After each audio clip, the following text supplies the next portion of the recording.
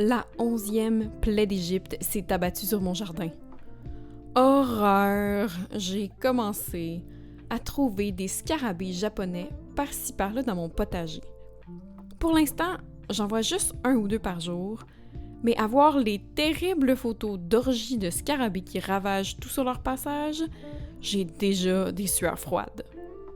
Si vous êtes parmi les chanceux qui connaissent pas cette bête, sachez que le scarabée japonais est un insecte d'origine de l'Est de l'Asie. Il a été introduit en Amérique du Nord au début du 20e siècle et y est remonté lentement vers le Canada, où on l'a vu pour la première fois en 1939 au Grand Dent des Jardiniers. On en trouve aujourd'hui de la Nouvelle-Écosse jusqu'en Ontario, en passant évidemment par le Québec. Le scarabée japonais fait environ 1 cm de long, a des couleurs métalliques, une tête verte, des ailes brun cuivré et des petites touffes de poils sur les côtés de l'abdomen. Moi qui aime normalement les insectes, pourquoi est-ce que je capote autant d'en voir chez nous? Tout ça, c'est une question de quantité. Un seul scarabée japonais, c'est correct, mais ils viennent tout le temps en grosse gang. Même si ces scarabées ont un seul cycle vital par été, en juillet, les femelles scarabées pondent jusqu'à 60 œufs dans le gazon. Imaginez, 60 potentiels bébés pour un adulte! Aussi, ils sont affamés. Même avec seulement une poignée dans ma cour, je vois clairement les dégâts. Ils transforment les feuilles de ma vigne en dentelle, mangent les pétales de mes hibiscus et s'attaquent à mes framboises. Dans les cultures, c'est un peu l'enfer cette affaire-là. Ils font des dommages impressionnants sur le feuillage des arbres fruitiers et aussi dans le maïs. En plus, c'est un insecte grégaire, c'est-à-dire qui se promène en gang. C'est pas rare de voir un méga amas de scarabées sur une toute petite plante où il va rester juste les nervures des feuilles. Bien qu'il y a certains mammifères et certains oiseaux qui mangent les scarabées japonais, c'est pas assez pour contrôler leur population. Il y a trop de scarabées et pas assez d'animaux qui les mangent. On considère donc cette bébite-là comme un insecte nuisible. Vous en avez vu chez vous, vous êtes pogné avec les scarabées, perdez pas espoir, il y a moyen de les chasser. Si vous en avez un petit peu chez vous, commencez par les attraper puis les tuer. On recommande souvent de les noyer dans une eau savonneuse. Personnellement, quand j'en vois, je les attrape et je les écrase pour les donner en offrande aux fourmis qui viendront manger leur carcasse. Ou bien à mon chien, ça a l'air. Apparemment, ce chien-là, il mange n'importe quoi. Si vous vous posez la question, non, écraser les scarabées japonais attire pas plus de scarabées chez vous. Ça, c'est un mythe. Vous pouvez voir ici la réponse de 2 entomologistes à ce sujet-là. Ça serait basé sur le fait qu'écrapoutir ces insectes relâcherait des phéromones qui les attirent direct chez vous. Mais c'est une information erronée. Il n'y a pas vraiment tant plus de phéromones quand tu écrases le scarabée. Et en plus, les mouvements des scarabées dans un environnement sont beaucoup plus complexes que ça, fonctionnant avec un ensemble d'agents attractifs et de stimuli les plus variés que les uns que les autres. Fait que, go, écraser gaiement.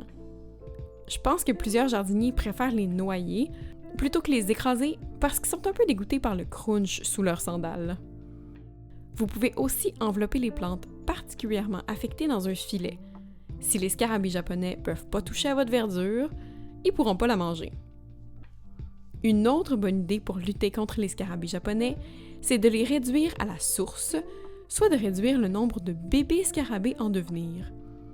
Les scarabées japonais pondent leurs œufs surtout dans le gazon court et humide. Un terrain sec, du gazon un peu plus long ou encore limiter la surface d'herbe chez vous limite aussi la reproduction de ces vilains destructeurs ailés. C'est l'apocalypse, vous êtes envahis, toutes vos plantes meurent, puis vous pouvez pas mettre de filet sur vos plants parce qu'ils sont trop gros. En dernier recours, il existe des pesticides contre les scarabées, non bio soit dit en passant, donc à utiliser avec parcimonie, mais des fois, il faut ce qu'il faut pour sauver sa récolte. Dans cette liste, proposée par Sage Pesticides, j'opterais personnellement pour le Beetle Gone ou le Beetle Terminator, qui est un pesticide fait à partir de souches de Bacillus thuringiensis. c'est une bactérie qui affecte le système digestif de divers insectes. Non, c'est pas exactement la même bactérie que celle qu'on retrouve dans le BTK, c'est une souche différente, alors vous ne pouvez pas interchanger les deux produits. Ce pesticide-là a une efficacité d'1 à 2 semaines. Ça serait mieux d'opter pour la version liquide qu'on applique sur les feuilles contre les scarabées adultes plutôt que granulaire qui serait moins efficace et moins précise. À noter que c'est pas un pesticide particulièrement précis en général. Il n'y a pas que les scarabées japonais qui sont affectés par le beetle gun ou le beetle terminator. Les scarabées bénéfiques, puis les papillons, eux aussi, ils meurent quand ils en mangent. Alors allez-y stratégiquement et évitez les endroits propices aux monarques. Une chose à ne pas faire, c'est acheter des pièges à scarabées et installer ça dans votre potager. Plusieurs sources indiquent qu'à moins de placer ces pièges très stratégiquement, loin des plantes hôtes, puis il y a genre 300 différentes plantes hôtes pour les scarabées japonais, fait que c'est pas facile à faire, les pièges sont assez peu efficaces, puis ils ont tendance à attirer les scarabées chez nous, tant dans les jardins de banlieue que dans les grandes cultures. Les scientifiques considèrent qu'environ au maximum, 75% des insectes attirés par le piège vont se pogner dans le piège. Fait que le 25% restant va se trouver près de ce piège, c'est-à-dire dans vos jardins, et tous les petits insectes seront très heureux d'avoir trouvé votre cour arrière pour pouvoir se faire un snack. Si vous aviez juste un petit peu de scarabée cette année, vous en aurez soudainement pas mal plus. Sinon, il reste toujours l'option de juste accepter que vos plantes vont avoir plein de petits trous ou vont devenir une jolie dentelle. Pourquoi se battre contre la nature? On se revoit les mains dans terre, guys. Bye!